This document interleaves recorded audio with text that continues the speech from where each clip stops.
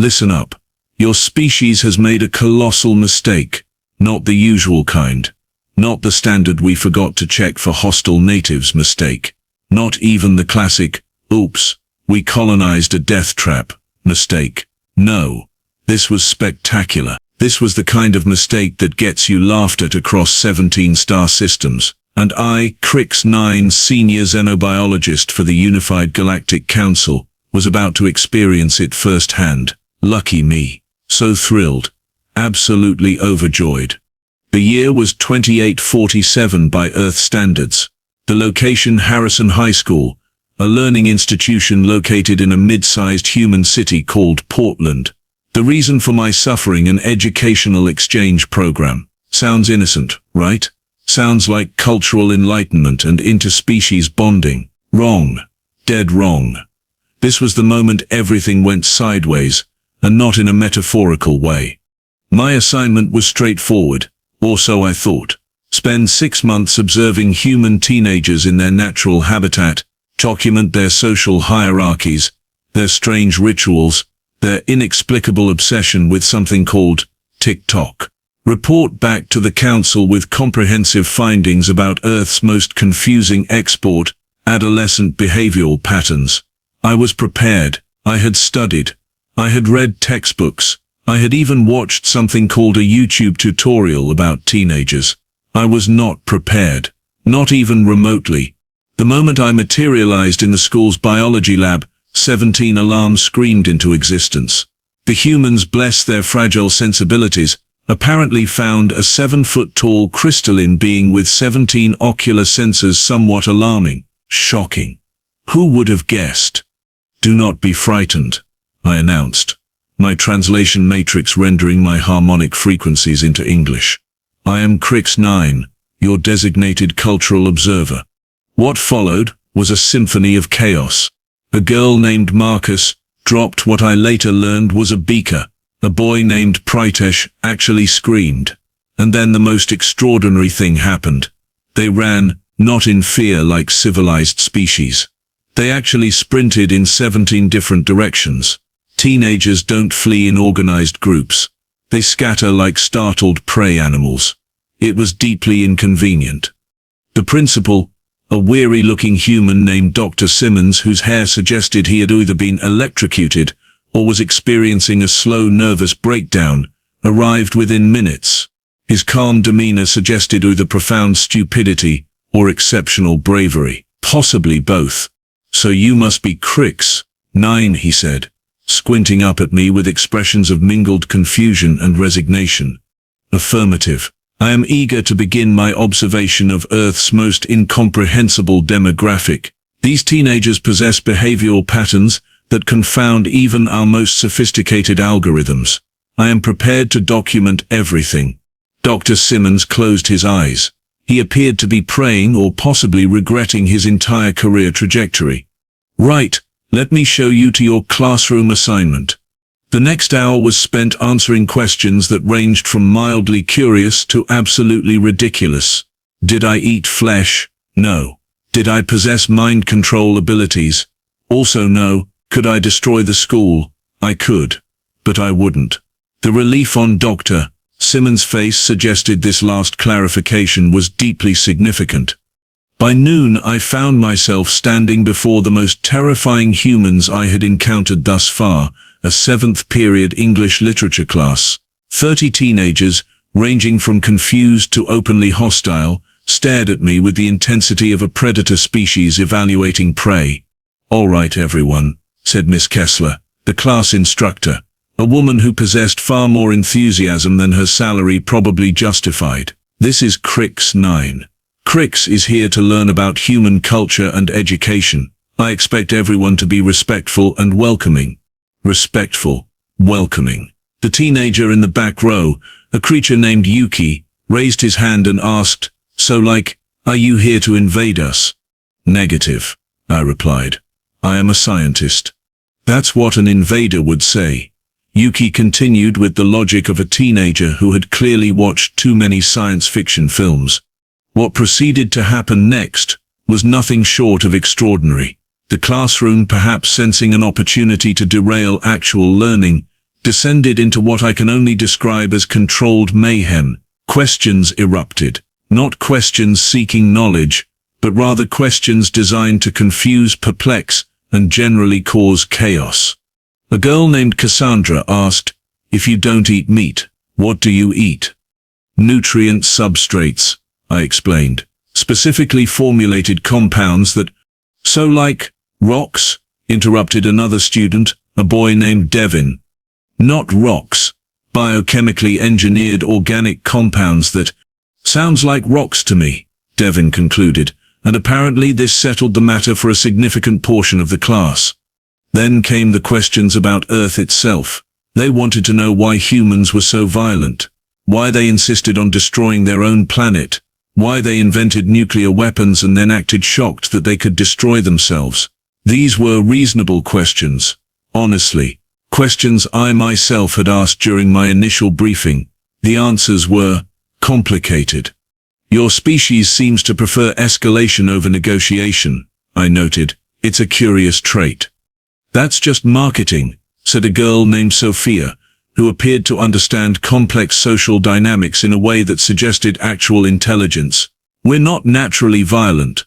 We just have really good at convincing ourselves that violence solves things." I found myself pausing. This was not the answer I expected. This suggested self-awareness. This suggested nuance. This was dangerous. Humans with self-awareness were unpredictable. The bell rang. The class ended. As the teenagers evacuated, Miss Kessler approached me with an expression I can only describe as knowing resignation. "How are you feeling about your first day so far?" she asked. "Perplexed," I admitted. "Your students possess simultaneously impressive cognitive capabilities and profound logical inconsistencies. It is disorienting." "That's teenagers," she said, with the tone of someone who had made profound peace with chaos. "Wait until you see what they're like when you actually get to know them.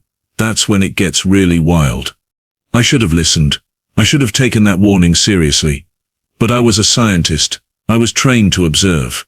I was prepared for anything. I was, quite obviously, catastrophically wrong. As I walked through the hallways between classes, I noticed something troubling. The humans weren't hostile toward me. They were curious. They were filming me on their personal communication devices. They were making jokes. They were, and I cannot stress this enough, treating me like I was the exotic specimen in need of study. By the time the final bell rang at 3:47 p.m., I had been approached by no fewer than 17 different student groups requesting photographs, interviews, and in one case, an autograph. An autograph. An autograph. As if I were a cultural celebrity rather than a scientific observer. This was not going according to plan. That evening, I filed my initial report to the Galactic Council. The first line read, "I have made a critical observation. Humans are fundamentally unpredictable. Their teenagers are exponentially more unpredictable. Recommend immediate revocation of exchange program or prepare for unexpected complications." The Council's response came 2 hours later. "Request denied. Proceed as scheduled. Science demands documentation." I should have seen this coming. The Council had sent me to the most chaotic educational institution on Earth, and tomorrow I would have to return. Tomorrow I would spend another day attempting to understand creatures whose logic operated on principles my algorithms couldn't quite pass. Tomorrow the real chaos would begin.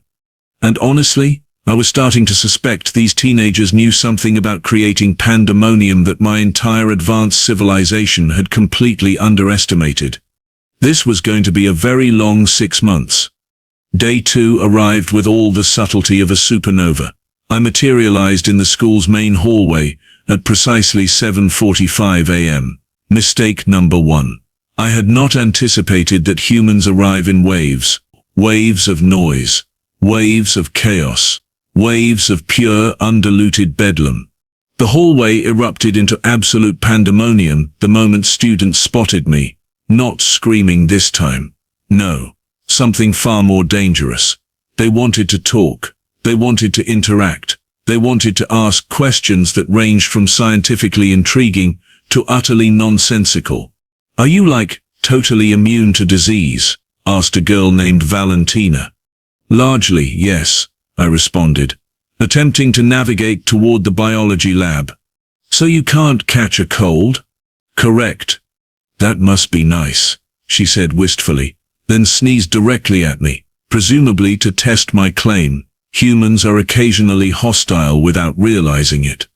The first 4 periods proceeded with remarkable normalcy.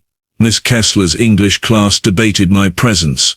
A boy named Elliot argued that I represented humanity's greatest opportunity for cultural advancement. A girl named Priya countered that I represented an invasion waiting to happen. Both possessed compelling arguments.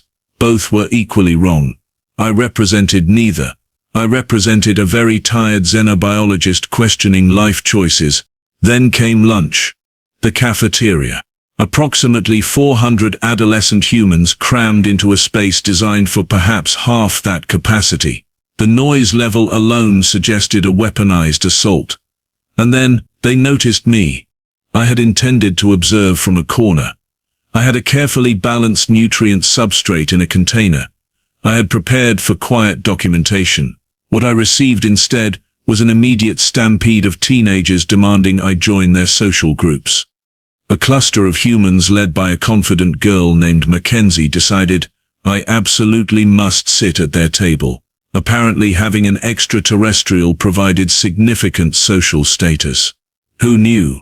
Certainly not the advanced sciences of the Galactic Council.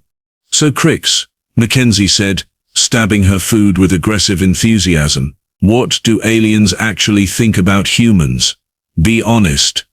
I paused. Honesty seemed dangerous. Honesty seemed like it could create complications. I went with it anyway.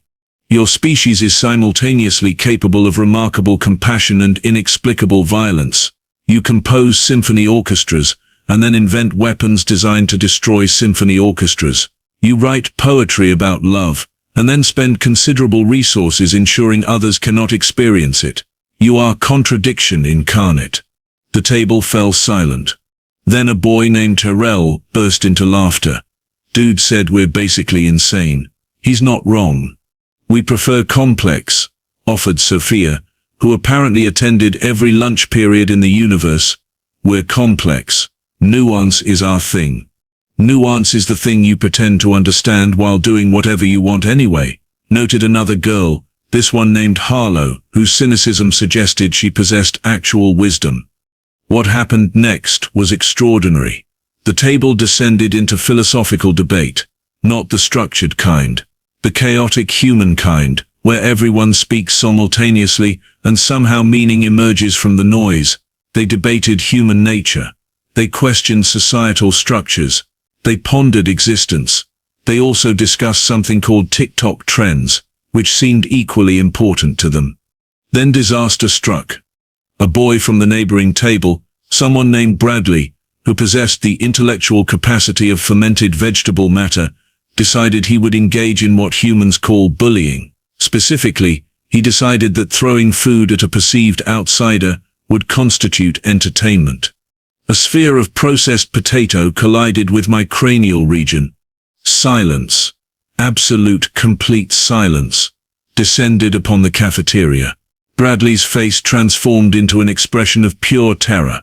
Apparently, throwing food at an extraterrestrial had consequences he had not anticipated. I did not respond with violence. I am a scientist. I am trained in diplomacy. I am above petty retaliation. Instead, I simply stared at Bradley with all 17 of my ocular sensors focused directly upon him. That was ill-advised, I said quietly. The cafeteria collectively held its breath.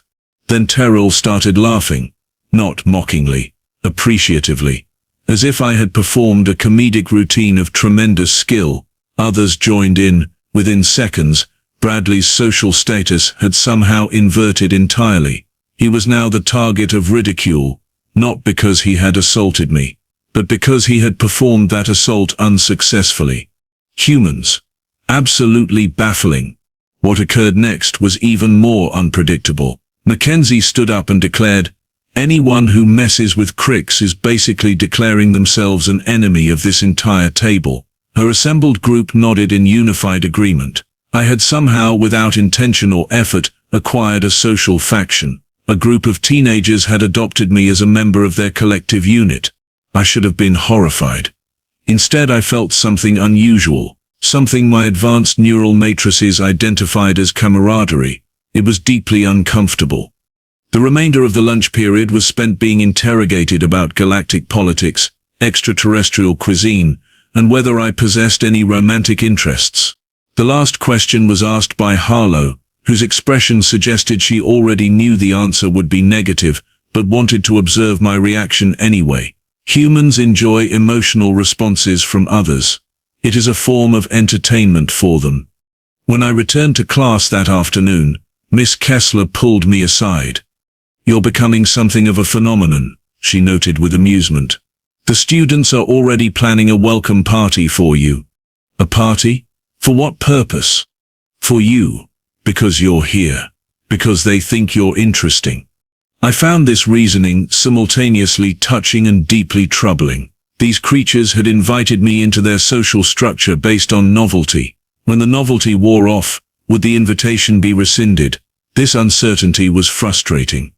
The 7th period class that day was different. The students no longer approached me with wariness. They approached with genuine curiosity, mixed with something that resembled fondness. Elliot asked detailed questions about space travel. Priya wanted to understand how the Galactic Council maintained peace across multiple civilizations. Yuki simply wanted to confirm whether aliens experienced humor. I confirmed they did. "What's funny to aliens?" Yuki pressed. "Irony," I explained.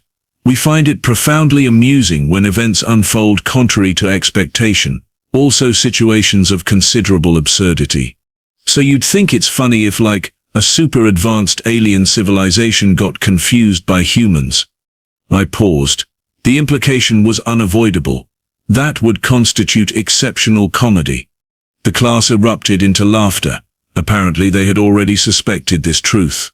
As the day concluded, I filed my second report to the Galactic Council. This one was substantially different from the first. Initial assessment. Teenagers represent a form of controlled chaos that defies conventional analysis. They possess simultaneous capacity for cruelty and compassion. They are unpredictable, irrational, and somehow genuinely intelligent, despite substantial evidence to the contrary. Personal observation.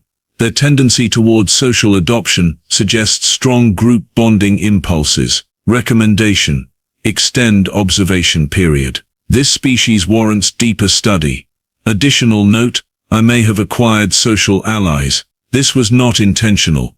It is also not entirely unwelcome. End report. The council responded with one word: continue. I would continue. Primarily because I had no choice. Secondarily because something unusual had occurred over the past 2 days. These chaotic, illogical teenagers had somehow created an environment where observation felt less like work and more like participation. They had made me part of their social structure. They had accepted an extraterrestrial creature into their daily existence without excessive question. And tomorrow they were throwing me a welcome party. As I materialized back to my temporary quarters that evening, I accessed the database on human celebration rituals. Apparently they involved something called cake and balloons. Both seemed equally nonsensical. Both would apparently consume several hours of the following afternoon. I should have been dreading this. I should have been filing complaints. Instead, I found myself experiencing something my neural matrices could only categorize as anticipation. I was curious about this party. I was interested in spending more time with these extraordinary creatures. I was, quite genuinely, becoming fond of teenagers. If the Galactic Council discovered this, my scientific credibility would be permanently destroyed. But as I observed the humans through my temporary quarters window, watching them navigate their existence with remarkable resilience and occasional wisdom, I realized something fundamental.